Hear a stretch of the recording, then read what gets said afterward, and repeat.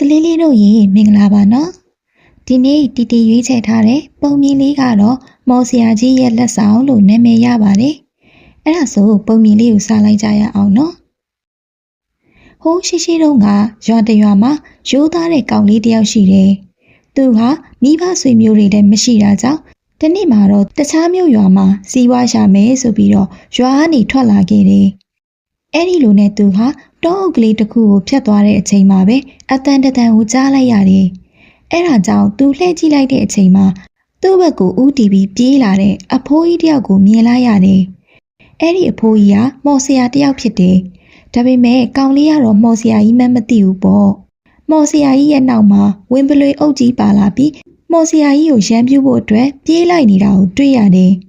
အဲ့ဒါကိုမြင်လိုက်တော့တတိရှိတဲ့ကောင်လေးကမော်ဆရာကြီးကိုကဲတင်မယ်ဆိုပြီးတော့အနားမှာရှိတဲ့ကြောက်တုံးကြောက်ခဲတွေကိုကောက်ပြီးတော့ဝင်းပလွေတွေကိုပစ်လိုက်တယ်။သူပစ်လိုက်တဲ့ကြောက်တုံးကြောက်ခဲတွေကရှေ့ဆုံးကပြေးလာတဲ့ဝင်းပလွေတစ်ကောင်ကိုထိတယ်။နောက်တစ်ချိန်ပစ်လိုက်တော့နောက်ထပ်တစ်ကောင်ကိုသွားထိတယ်။အဲ့ဒီလိုနဲ့ဝင်းပလွေ3-4ကောင်လောက်တေသွားတဲ့အခါမှာတော့ဝင်းပလွေအုပ်ကြီးကဆက်ပြီးတော့မလိုက်ရဲတော့ပဲနောက်ပြန်လှည့်ပြီးတော့ထွက်ပြေးသွားကြတယ်။အဲ့ဒီခါမှာမော်ဆရာဖိုးကြီးက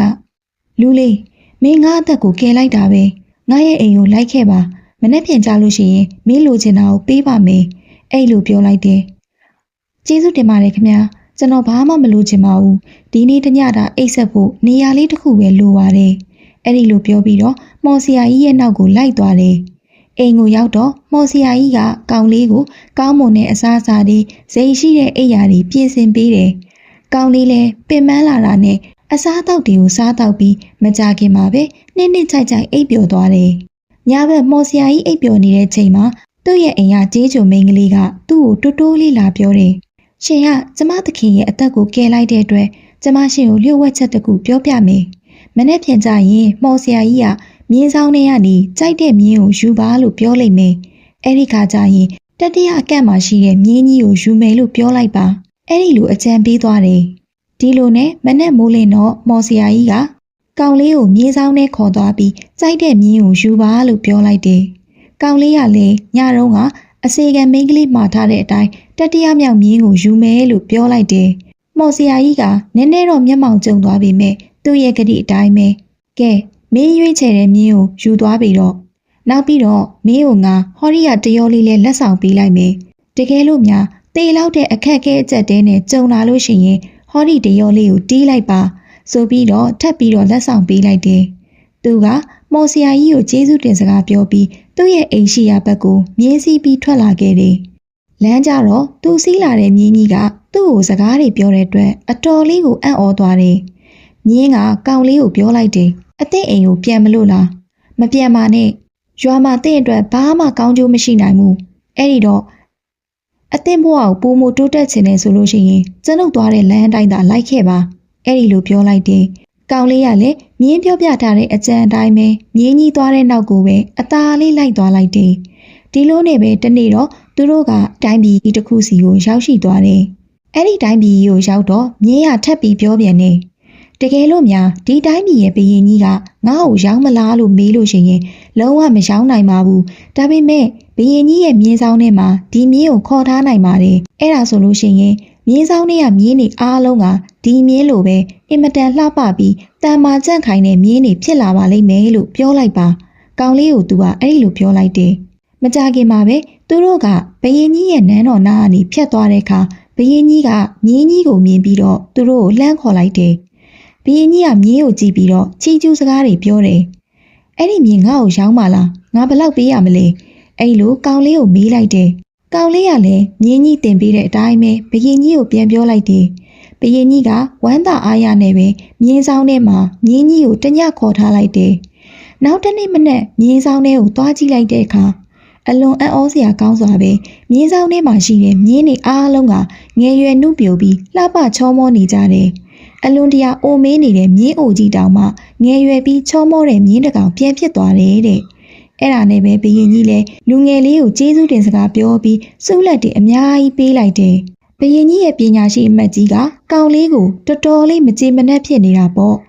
့သူကကောင်လေးကိုမနာလို့ဖြစ်တာကြောင့်ဘုရင်ကြီးစီသွားပြီးဂုံကြောစကားတွေပြောလိုက်တယ်အရှင်မင်းကြီးဒီကောင်လေးကမှော်ပညာတွေကိုတက်ပုံရတယ် အရှင်မင်းကြီးကိုလှည့်စားနေတာဖြစ်မယ်။မကြခင်မှာသူ့ရဲ့မော်ပညာတွေကိုသုံးပြီးအရှင်မင်းကြီးရဲ့နန်းတော်ကိုလူယူသွားနိုင်ပါတယ်။အဲ့ဒီလိုရှောက်တင်လိုက်တယ်။ဘုရင်ကြီးကလည်းသူ့မှာမော်ပညာရှိမရှိတက်သေးထောက်ထားရှာဖွေရမယ်။အဲ့လိုပြောပြီးတော့ကောင်လေးကိုခေါ်ယူလိုက်တယ်။ကဲမောင်မင်းအသေးကအတော်လေးအစွမ်းထက်တဲ့သူဆိုတော့ကျွန်ုပ်တို့တိတ်ကိုလှပတဲ့ကျင်ရတော်မင်းသမီးလေးတစ်ပါးလောက်ရှာဖွေပြီးခေါ်လာပေးပါအသင်ကိုဒီနေ့တည့်ရက်ပဲအချိန်ပေးနိုင်မယ်အဲ့လိုပြောလိုက်တယ်ကောင်လေးလည်းဒုက္ခတွေ့တော့တာပေါ့ဒါပေမဲ့လည်းဘရင်အမိန်ဆိုတော့ဘာမှလည်းပြန်မပြောရဲဘူးလေဒီလိုနဲ့ပဲသူဟာမျက်နှာမသားမရနဲ့နန်းတော်ကြီးကနေပြန်လာတာကိုသူ့ရဲ့မြင်ကြီးမြင်တဲ့အခါမှာလွယ်ပါတယ်ဘာမှစိတ်မပူပါနဲ့တကယ်တော့ကျမကတိုင်းပြည်တပီးကမင်းသမီးလေးတစ်ပါးပါမော်ဆရာကြီးကကျမကိုမြင်းအသွင်ပြောင်းထားတာပါအခုတော့ကျမရဲ့ကျင်းစာတွေပြေချိန်တန်ပြီးမှုမနေ့ဖြန်မနေ့ကျရင်ကျမကချောမောလာပါတဲ့မင်းသမီးလေးဖြစ်ပြန်ပြီးတော့ပြောင်းလဲသွားမှာပါဒီလိုနဲ့နောက်တနေ့မနေ့ကျတော့မြင်းကြီးကကဘာပေါ်မှာအချောဆုံးအလှဆုံးမင်းသမီးလေးတစ်ပါးဖြစ်ပြောင်းလဲနေတာကိုတွေ့ရတယ်ကောင်လေးလည်းဝမ်းသာအားရနဲ့ဘရင်ကြီးစီကိုခေါ်သွားလိုက်တာပေါ့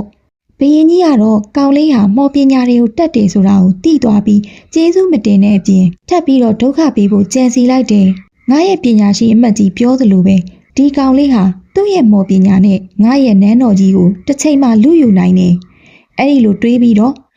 တင်ဟာမော်ပညာတက်တဲ့သူပဲကျွန်ုပ်ကိုလာပြီးလှည့်စားဖို့မကြိုးစားနဲ့ဆိုပြီးတော့နောက်တစ်နေ့မှပဲလူငယ်လေးကိုကျိုးစင်တင်တက်ဖို့ရအတွက်အမိန့်ပေးလိုက်တယ်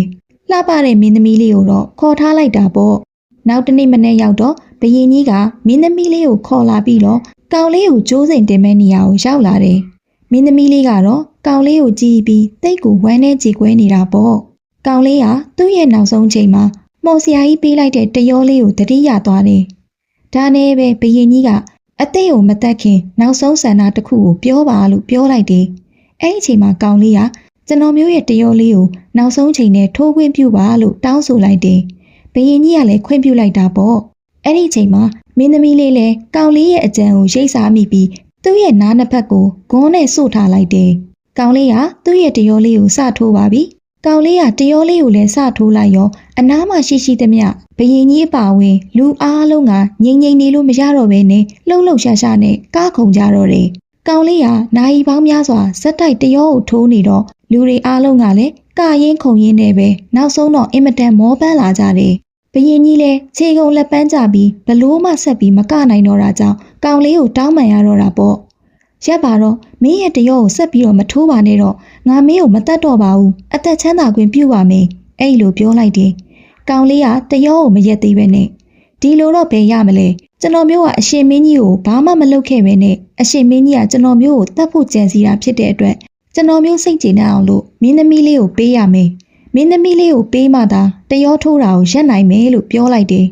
ဘရင်ကြီးလည်းမတက်တာတဲ့အဆုံးမှာမင်းသမီးလေးကိုလည်းပေးပါမယ်အသက်ချမ်းသာခွင့်လည်းပေးပါမယ်ဆိုပြီးတော့ဂရီပေးလိုက်ရတော့တာပေါ့အဲ့ဒီခါကျမှကောင်လေးကလည်းတရောထိုးတာကိုရက်လိုက်တော့ကနေတဲ့သူတွေအားလုံးမောကြီးပန်းကြီးနဲ့ပဲရက်နာသွားကြတယ်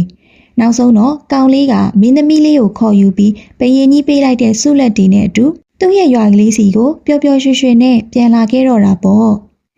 ကဲတသားမမီတို့ရေပုံမြင်လေးကဒီနေရာမှာပဲပြီးဆုံးသွားပါပြီနော်ကဲနောက်နေ့ကျရင်တီတီကဘလို့ကောင်းမွန်တဲ့ပုံမြင်လေးတွေနဲ့အတူပြန်လာခဲ့မလဲဆိုတာကိုဆက်လက်ပြီးစောင့်မျှော်လိုက်ကြပါဦးနော်